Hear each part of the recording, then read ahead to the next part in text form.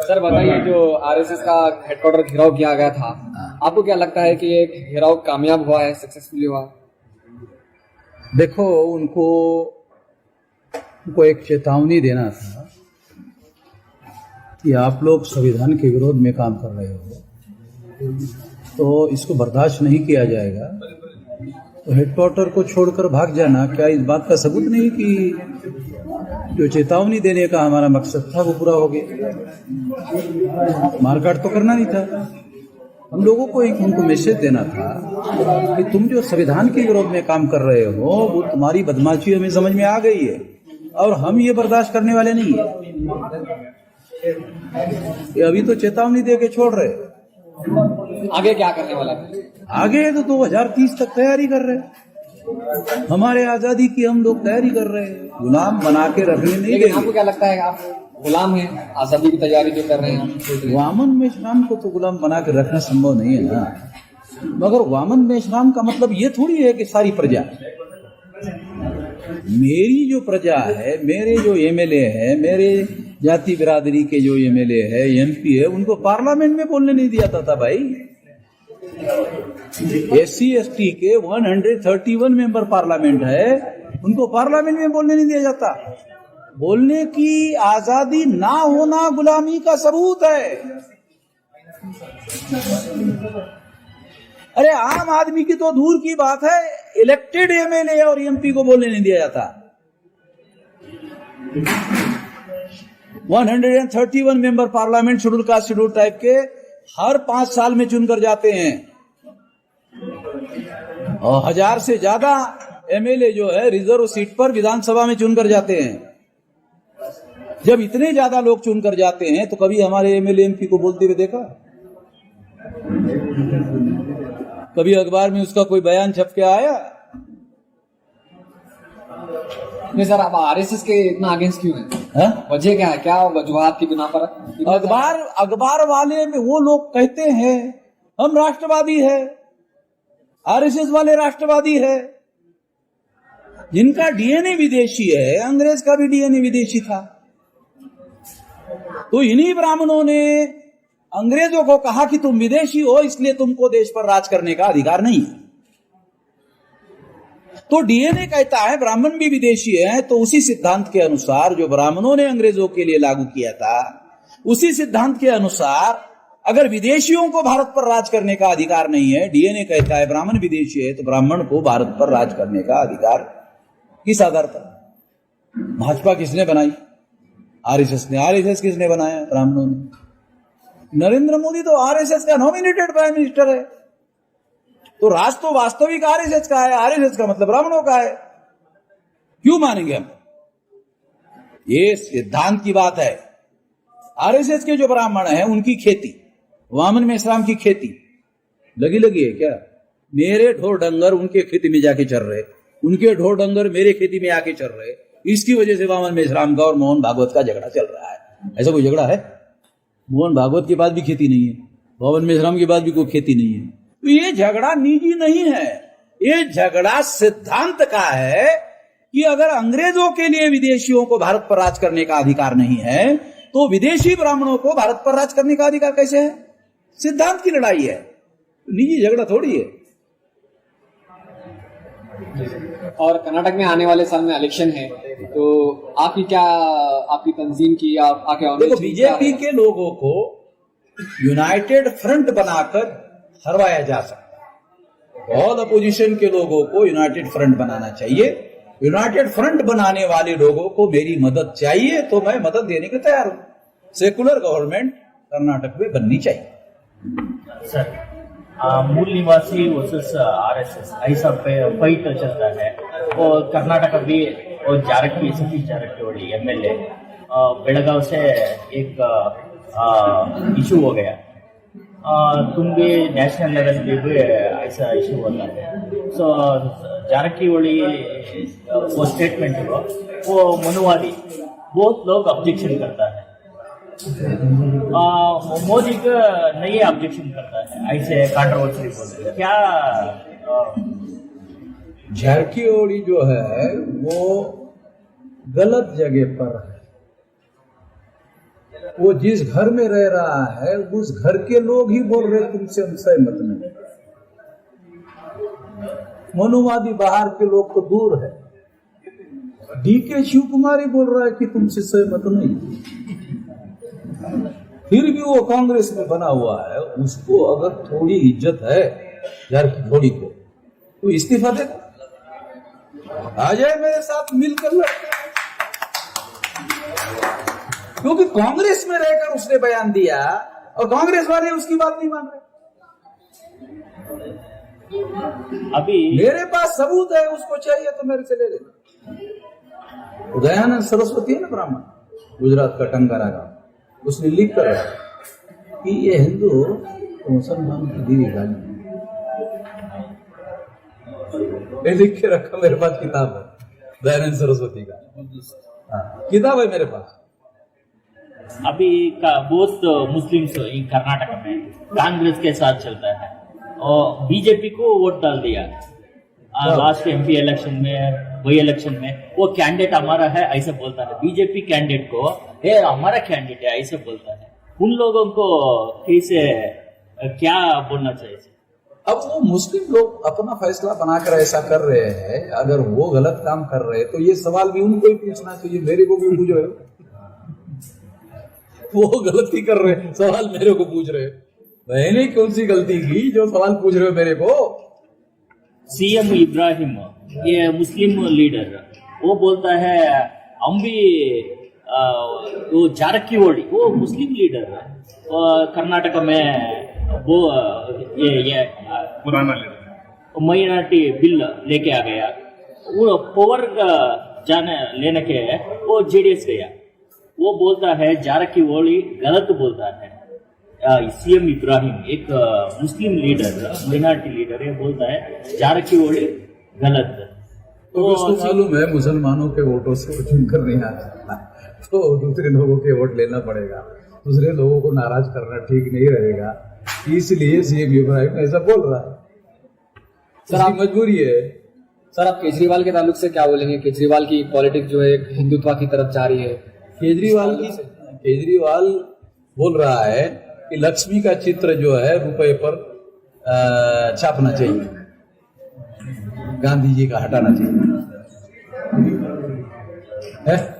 तो आपको क्या लगता है? तो आरएसएस के लोग, बीजेपी के लोग, विश्व हिंदू परिषद से केजरीवाल अलग कैसे? वही थैले का चट्टा बट्टा है? उसका और उसका क्या अलग है? एक जैसी बोली बोल रहा है, अलग अलग है तो बोली लगती नहीं है। आपको अच्छा, वो क्या कहता है कि मैं भ्रष्टाचारी नहीं हूं, मैं ईमानदार हूं। केवल ईमानदार होने से थोड़ी देश चलेगा। आइडियोलॉजिकल पॉलिसी चाहिए, एक आइडियोलॉजी चाहिए, एक पॉलिसी चाहिए। जहां तक आइडियोलॉजी और पॉलिसी का सवाल है, बीजेपी से उसकी आइडियोलॉजी अलग कैसे? हमें तो नहीं लगता उसकी आइडियोलॉजी बीजेपी आरएसएस से अलग है। बल्कि बहुत सारे बीजेपी आरएसएस के लोग कहते हैं केजरीवाल अच्छा आदमी है। हमें समझ नहीं आता साला आरएसएस के लोग उसकी प्रशंसा कर रहे हैं। अब आरएसएस के लोग केजरीवाल की प्रशंसा कर रहे हैं तो फिर तो कुछ तो मामला होगा, कुछ गड़बड़ वाला मामला है। तो सोचने वाली बात है। आपको भी मैं आरएसएस वाला हूँ को बोले तेरे साथ पहले तो था एंटी रिजर्वेशन आंदोलन दिल्ली में, यूथ फॉर इक्वेलिटी वाला आंदोलन केजरीवाल ने तो शुरू किया था, और रिजर्वेशन विरोधी आंदोलन था, पता है? दिल्ली में यूथ फॉर इक्वेलिटी नाम का संगठन बनाकर केजरीवाल ने आंदोलन किया था, वो रिजर्वेशन विरोधी आंदोलन था। आप लोग पता नहीं, मैं तो दिल्ली में मेरा हेडक्वार्टर है। सर ये अम्बेडकरिस्ट, एनआईए, यूएपीए ऐसे एजेंसियां वो केस डालता है, वो कैसे? तो किस बात का केस डालता है? यूएपीए का केस डाल दिया बहुत लोग। ये तो पार्लियामेंट का पास किया हुआ कानून है, पार्लियामेंट का पास किया हुआ कानून है, तो उस कानून को लागू करने का सरकार के पास अधिकार है। वो उसका मिसयूज करते हैं, एक अलग बात, मगर कानून तो पार्लियामेंट ने पास किया। पास गलत कानून पार्लियामेंट के द्वारा पास होना नहीं चाहिए। मगर उनका कहना क्या है, जिन्होंने कानून बनाया, यूएपीए कानून बीजेपी ने नहीं बनाया, कांग्रेस ने बनाया भैया। सर ये उनका क्या कहना है? उनका कहना है देश में आतंकवाद बढ़ रहा है, उसको रोकने के लिए कानून है। अब आतंकवाद के नाम पर किसी को भी ईमानदार को पकड़ लेते, ज्यादातर मुसलमान को पकड़ते, मुसलमानों के नौजवानों को पकड़ते हैं। वो मुसलमानों के नौजवान आतंकवादी आंदोलन में शामिल भी नहीं होते, फिर भी पकड़ते हैं। ये में एक आपने से क्यों बेंगलुरु में बन गया सर? जबकि 18 केसेस आरएसएस के ऊपर है। एक केस आरएसएस के ऊपर देशद्रोह का है। 2003 से 2020 तक 18 तक जो भारत में बम ब्लास्ट हुए उसमें आरएसएस का आता है। हसन मुशर्रफ साहब का नाम सुनो, वो आईजी महाराष्ट्र के। 3000 पेजेस का डॉक्यूमेंट्री एविडेंस है आरएसएस के विरुद्ध, 3000 पेज का। और आरएसएस पर देशद्रोह का एक मुकदमा भी चल रहा है।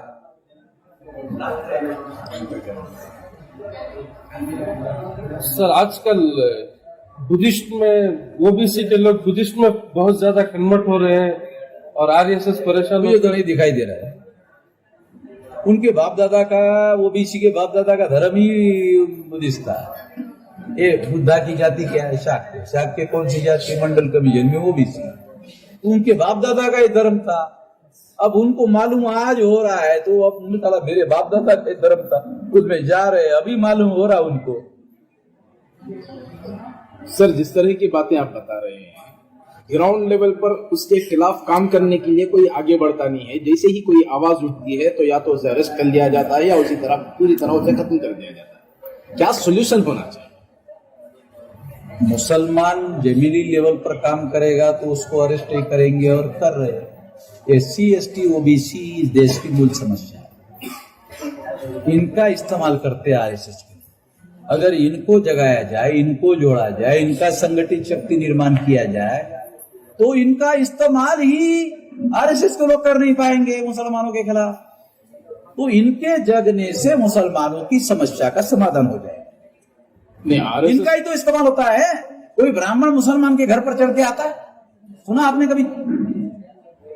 किसी ब्राह्मण ने मुसलमान के घर पर जाके पत्थर मारा, सुना कभी? किसी फसाद में ब्राह्मण मरा, सुना कभी? क्यों? वो दिमाग चलाते, प्लान बनाते घर पे बैठे बैठे। SC ST OBC को मुसलमानों के विरोध में भड़काते हैं। तो समस्या तो SC ST OBC की है, इनको जगाने की, इनको जोड़ने की जरूरत है। ये बददिमाग लोग हैं 2000 साल के। लेकिन बताया जाता है कि ब्राह्मण लोगों को फॉरवर्ड करने के लिए, आगे बढ़ाने के लिए आरएसएस की बुनियाद डाली गई। लेकिन देखा जाता है कि पीएम ब्राह्मणिज्म से नहीं है, होम मिनिस्ट्री उसके लेवल पे नहीं है। तो क्या प्लान होगा? ये तो रिमोट कंट्रोल से चलाते हैं ना। सामने देखो होता क्या है कि जो अनपढ़ लोग थे, अनपढ़ लोग होते हैं, वो आंखों से काम लेते हैं, बुद्धिमान लोग दिमाग से काम लेते हैं। तो हिंदुस्तान की तो गद्दी जो पर अनपढ़ बैठने लोगों वाले के पास दिमाग नहीं होता है, आंखें होती है। तो आंखों से कहते अरे हमारा बैकवर्ड आदमी है नरेंद्र मोदी, वो सड़ी के साले पर दिमाग देखने से ही गधे बन जाते हैं। तो अनपढ़ गवार आदमी आंखों से काम लेता है और ब्राह्मण जैसा आदमी दिमाग से काम लेता है। क्यों? पढ़ा लिखा है, 2000 साल से पढ़ रहा है। ये 2000 साल से आपकी भाषा में जाहिल बना के रखा हुआ है। अनपढ़ गवार साला बहुत छोटा शब्द है। आप लोगों का शब्द है जाहिल। जाहिल बढ़िया शब्द है, जाहिल बना के रखा हुआ है। नहीं, ये जो बातें कही जा रही है इन ग्राउंड लेवल पे उठाने वाला नहीं है, और जैसे ही कोई आवाज उठती है दबा दिया जाता है। सोल्यूशन क्या होगा उसका? हम लोग उठा रहे हैं। 3.5 लाख लोग नागपुर में लोग आए आकाश से टपके, क्या जमीन से ही तो आके चले गए वहां। ये 567 जिलों से लोग वहां आए, वो जिलों में काम कर रहे, तब तो आए थे एक बार। तो हमारा पब्लिसिटी में कोई अखबार खबर नहीं छापता। क्यों? भारत में जितने चैन अखबार है सारे ब्राह्मण बनिया चला रहे, जो आरएसएस के समर्थक है। ब्राह्मण पत्रकार है, बनिया मालिक है। वामन मेश्राम की खबर ही आउट, ये तो नागपुर के आंदोलन को मजबूर होकर 14 चैनल के लोगों ने दिखाया। जब मैंने वहां ठोकने के लिए गया ना हेडक्वार्टर पर, तब उनको लगा साले खबर तो देना पड़ेगा भाई, नहीं तो उनके ही लोग अनजाने में रहेंगे, इधर ठोक लेगा वामन मेश्राम, बताना पड़ेगा कि वामन मेश्राम ठोकने के लिए आया।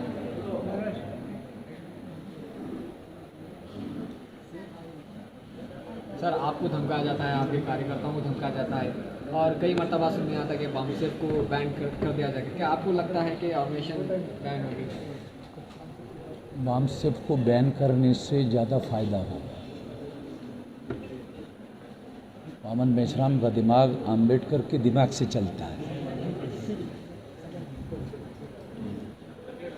पीएफआई थोड़ी है बामसेफ, है बामसेफ पीएफआई नहीं है। क्यों? क्योंकि बामसेफ मुसलमानों का संगठन नहीं है। जिन लोगों के भरोसे पर बीजेपी दिल्ली में आती है ना, उन्हीं लोगों का संगठन है। अगर वो लोग जाग गए तो उनको ही ठिकाने लगा सकते हैं। तो इसका सबूत है 3-3.5 लाख लोग नागपुर में गए। आकाश से आए क्या? वही तो लोग हैं। यही तो SC ST OBC के लोगों ने दिल्ली में पहुंचाया बीजेपी को। इनके ही विरोध में फतवा दे देंगे तो बंदोबस्त गांव में कौन करेंगे? यही तो लोग करेंगे। अरे एक गांव में एक ब्राह्मण का घर होता है मौलाना। पता है, मैं तो गांव देहात का आदमी हूं ना। एक गांव में एक ही घर होता है, रहेगा हमारी मर्जी पे, साले हमारा पैसे से तो चलता है उसका घर। SC ST OBC का धर्म कार्य करता है तो ब्राह्मण का चूल्हा जलता है। तो नागपुर में जो तहरीक उठी थी आपकी, क्या इसे आगे बढ़ाएंगे, कैसे करेंगे? अभी समझा है नहीं कि ये 6 लाख गांव में 2030 तक पहुंच जाएगा। ये हमारा संकल्प है। क्या है सर फ्यूचर प्लान? हाँ? ये संकल्प है कि 2030 तक 6 लाख गांव का संगठन बन जाएगा। और कैसे बनेगा? मुसलमान साथ दे तो भी बनेगा, नहीं साथ दे तो भी बनेगा। क्योंकि मूल संगठन बनाना है SC ST OBC का। ये इनको गधा बनाया हुआ है। SC ST OBC ब्राह्मण ने इनको गधा बनाया। इनका ही दिमाग ठीक करना है। इनका दिमाग ठीक हो गया, मुसलमान तो पहले से जगे हुए हैं। मुसलमान तो पॉलिटिकली कॉन्शियस लोग हैं। मुसलमानों को जगाने की जरूरत नहीं, वो जगे हुए ही है। समस्या SC ST OBC के जाहिल होने की है, इनको जगाने का मामला है।